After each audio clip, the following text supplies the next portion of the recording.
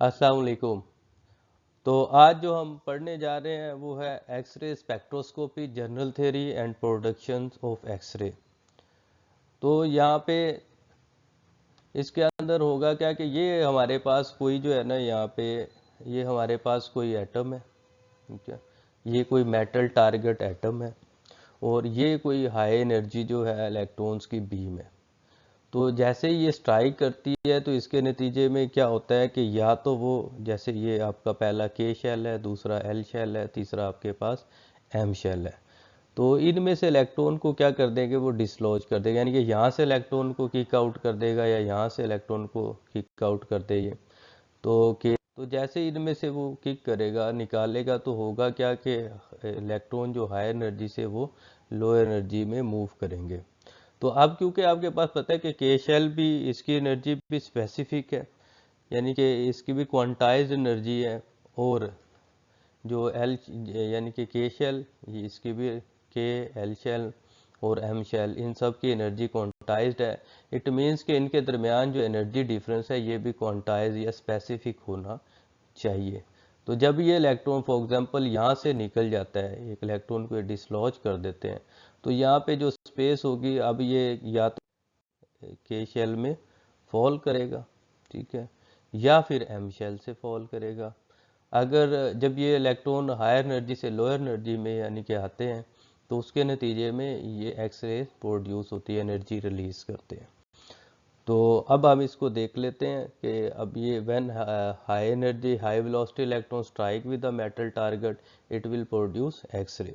दूसरे नंबर पे ये है कि the energy difference will be equal to the difference in the energy of the two shells. अब ये दोनों शेल्स के दरमियान, फॉर एग्जांपल के और एल के दरमियान एनर्जी डिफरेंस, या के और एम के दरमियान एनर्जी डिफरेंस जो है इसके बराबर होगी।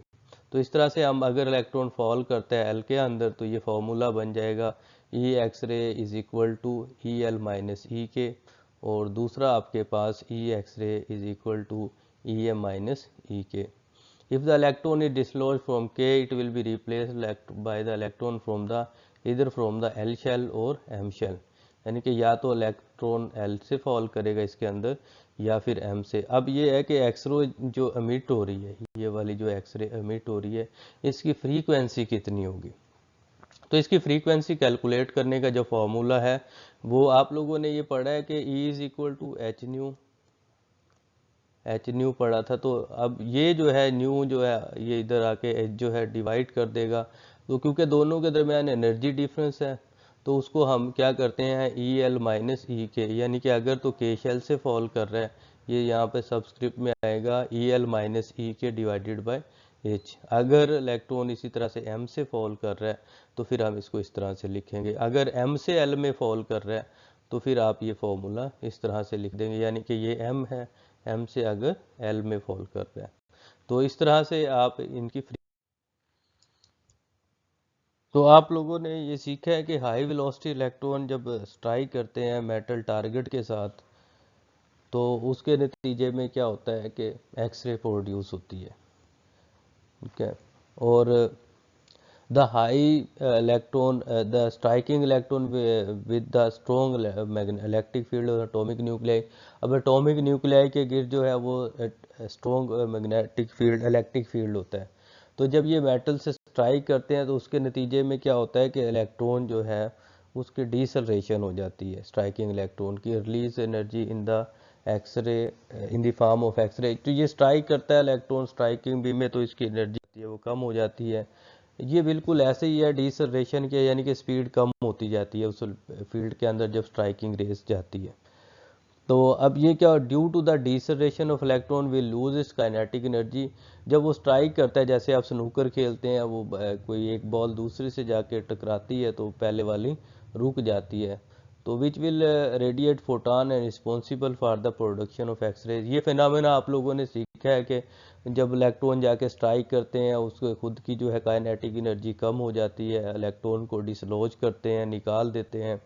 तो फिर ज़्यादा एनर्जी वाले शेल से इलेक्ट्रॉन जो है वो एल शेल में या के शेल में वो फॉल करते हैं, तो उसके नतीजे में एक्सरे प्रोड्यूस होती है।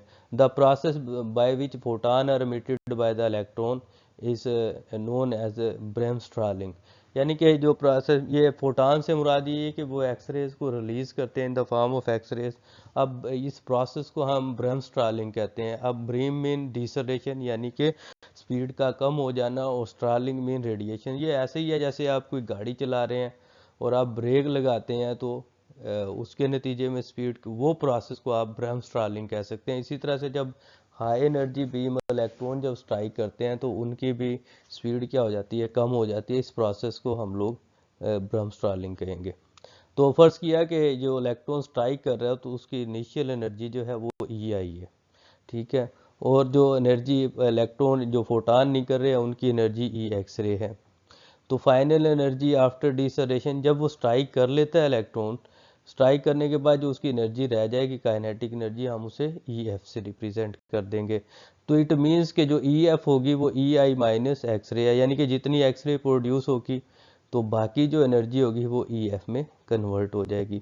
तो अगर आप इस इक्वेशंस को रीअरेंज करते हैं, यानी कि ई आई ये आपके पास यहाँ पे है इनिशियल एनर्जी, तो एक्स रे दूसरी तरफ लेफ्ट हैंड साइड पे जाके पॉजिटिव हो जाएगी, तो ये बन जाएगा E I is equal to E F plus E X रे।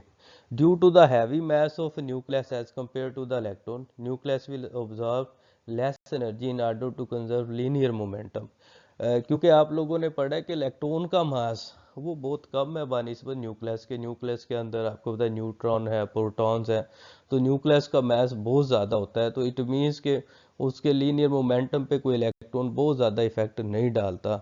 तो if all the initial kinetic energy E one, यानी कि ई आई जो है ये इनिशियल एनर्जी जो है ये सारी की सारी कन्वर्ट हो जाती है तो एक्सरे के अंदर, यानी कि हमारे पास ई आई जो एक्सरेज हैं, इनिशियल जो उसकी एनर्जी है स्ट्राइकिंग इलेक्ट्रॉन्स की, तो जब वो स्ट्राइक करता है तो अ, ये हमारे पास ई आई है, ठीक है, इनिशियल काइनेटिक एनर्जी है। तो ये सारी की सारी अगर कन्वर्ट हो जाती है एक्सरे में तो इट मीन्स के अब इसके अंदर ई एफ जो है वो तो ज़ीरो होगा। तो ये ई एफ आपके पास ज़ीरो हो जाएगा। तो it means K E I will be completely convert into the x ray. In this condition it will give X-ray of highest energy, या तो हाईएस्ट एनर्जी या शॉर्टेस्ट वेवलेंथ। आपको पता है कि जिसकी एनर्जी हाईएस्ट होती है उसकी वेवलेंथ जो होती है लाइक दिस वन, कि एक ये आपके पास रे है और एक आपके पास ये है। अब डेफिनेटली इसकी वेवलेंथ कम है तो इसकी एनर्जी ज़्यादा होगी। हम लोग यहाँ पे पहले ही सीख चुके हैं कि किस तरह से जो है वो जो है डिफरेंट रेज जो है वो एक्स रेज प्रोड्यूस होती हैं। तो अब हम लोग एनर्जी लेवल्स को ड्रॉ करते हैं यहाँ पे। तो एनर्जी लेवल्स में जैसे कि कोई भी शेल होता है, कोई भी एटम है उसके अंदर डिफरेंट शेल्स होते हैं। लाइक यहाँ पे के शेल है, एल शेल है, एम शेल है, फिर उनके अंदर क्या होते हैं फर्दर सब शेल्स होते हैं। यहाँ पे के अंदर आपको पता है L1 L2 L3 M1 M2 M3 M4 M5।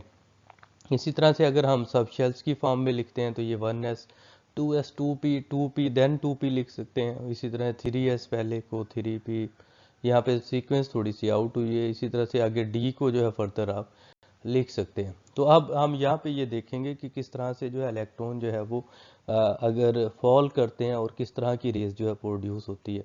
Like ये हमारे पास आपको पता है कि ब्लू वन जो है वो एल शेल है। एल शेल से जब इलेक्ट्रॉन फॉल करते हैं के शेल के अंदर तो कोई रेस प्रोड्यूस होती है। इसी तरह से इसका पहले 2p से फॉल हुआ, ये 2s से होगा, लेकिन हो दोनों में एल शेल से रहा है। तो इसी तरह से दूसरी पॉसिबिलिटी है कि एम शेल से अगर इलेक्ट्रॉन हायर एनर्जी से फॉल करें लोअर एनर्जी के अंदर, यानी कि के शेल में फॉल करते हैं, तो ये दूसरी पॉसिबिलिटी है। थर्ड पॉसिबिलिटी क्या हो सकती है कि एम शेल से एल शेल में फॉल किया हो जाए। ये इसके भी डिफरेंट शेल्स है, सब शेल्स हैं, कौन से फॉल करता है ये वेरी कर सकते हैं।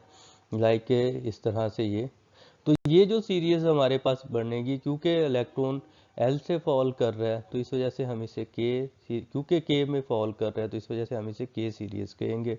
और ये क्योंकि पहले से कर रहा है तो ज़्यादा एनर्जी से कर रहा है डिफरेंस है, तो ये के अल्फ़ा, फिर ये के अल्फ़ा 2। इसी तरह से ये जो दूसरे में है एम से फॉल कर रहा है, इस वजह से के बीटा 2, के बीटा 3 एंड सो ऑन। और इसी तरह से जब एम पे फॉल करता है यहाँ पे, कि यहाँ पे फर्स्ट लेवल में आता है, इसके L1 में आता है। तो ये बन जाएगा L beta 1, L beta 2, L beta 3, L beta 4। तो ये जो सीरीज इस तरह से बनेगी मुख्तलिफ किस्म की, इसमें बीटा है फिर गैमा है, तो इसे हम L सीरीज कहेंगे। तो यहाँ पे कि हम इसे जो है वो calculate, if we are taking the lambda minimum then we can calculate by using the formula, यानी कि हम लैम्डा मिनिमम अगर काउंट करना चाहें तो इनका, या लैम्डा मैक्स निकालना चाहे तो हमारे पास दो फार्मूले हैं, ऐसी और ई वोल्ट है। तो जब आप प्लैंक्स कांस्टेंट की वैल्यू और स्पीड ऑफ लाइट की वैल्यू जो है दोनों को जब आप पुट करते हैं इसके अंदर, प्लैंक्स कांस्टेंट क्या होता है कि 6.602 cross 10 power minus 34 joule second, ठीक है। और स्पीड ऑफ लाइट जो है 3 क्रॉस 10 पावर 8 सेंटीमीटर पर।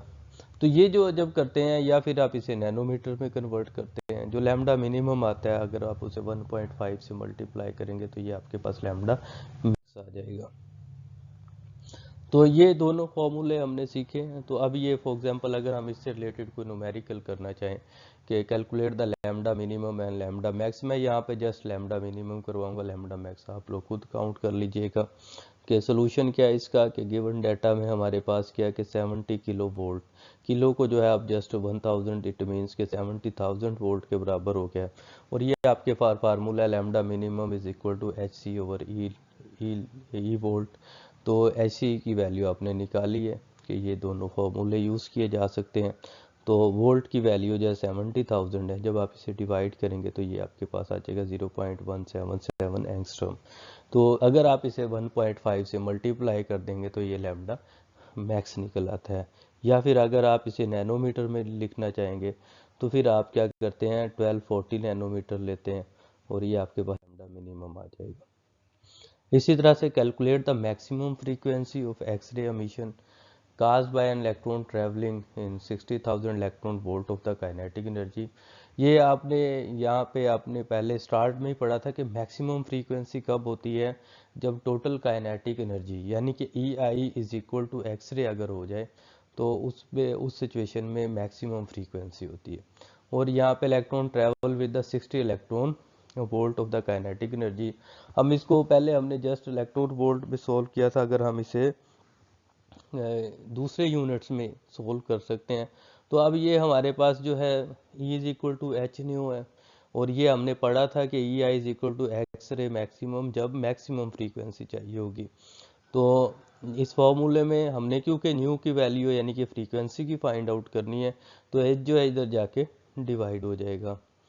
तो nu is equal to E I over H.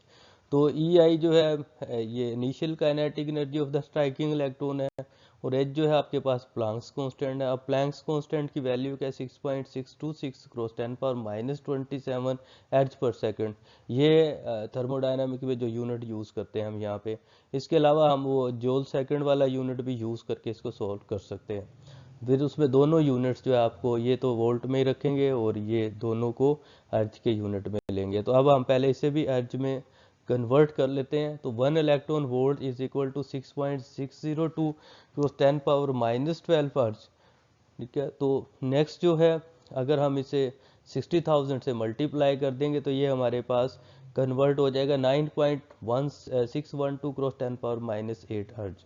अब यहाँ पे हमारे पास ये जो बन गया है, तो जब हम वैल्यू पुट करते हैं तो ये हमारे पास 60,000 जो है अर्ज, ये वैल्यू है हमारे पास ई आई की, तो हमने यहाँ पे ये पुट कर दिया। और एच की वैल्यू जो हमने पहले लिखी थी प्लैंक्स कांस्टेंट की यहाँ पे, तो ये वैल्यू हम लोगों ने पुट की। अब अर्ज से जो है अर्ज जो है वो कैंसिल हो जाएगा, पीछे सेकंड रह जाएगा। सेकंड जब नीचे से ऊपर जाएगा तो ये क्या हो जाएगा, पर सेकंड। और आपको पता है कि पर सेकंड जो है वो हर्ट्ज का यूनिट है। जब हम इसे सॉल्व करते हैं तो ये हमारे पास बन जाता है 1.45 क्रॉस 10 पावर 19